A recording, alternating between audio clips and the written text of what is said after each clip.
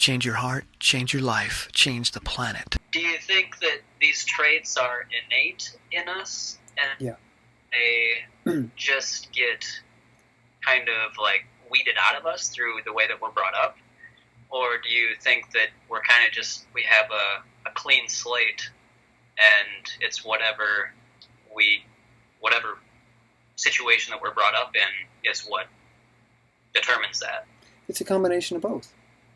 Okay. There are genetic factors that predispose us to certain temperaments, certain levels of sensitivity, introversion or extroversion. That's genetic. We're born with that. And then we have epigenetic factors, which again, we're born with, and that is how our mom was eating or what her exercise was like, what her stress levels were like, was she smoking, was she drinking, what was her grandparents' life like, because that will also linger in the epigenetic expression of the genes. So there's genetic variability. There is the epigenetic expression of genes. Are they fully expressed or not fully expressed? And then there's the nurture. So you can have someone that is born with a very sensitive, introverted temperament. You can have someone that's born in a state of withdrawal, very shy, very subdued, or often what they call high reactive children. They respond very strongly to things. And if you create a nurturing environment where that child is helped to feel safe, and not just safe, but okay being that way, then that child will develop a secure attachment. A child will be okay with being shy. They'll be okay with being introverted. They'll be okay with not being the loudest person in the room. They'll be okay with not sharing all the time in conversation. It won't bother them. They'll accept it because their family accepted it. And their family made them feel loved that way rather than trying to change them and turn them into an extrovert. Or often fathers trying to turn sensitive boys into men.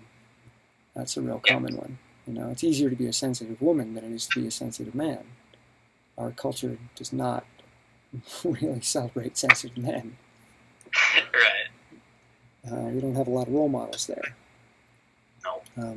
With the exception of a few like Gandhi and Albert Einstein, maybe Martin Luther King. But I think he was a sensitive extrovert, and that can't happen.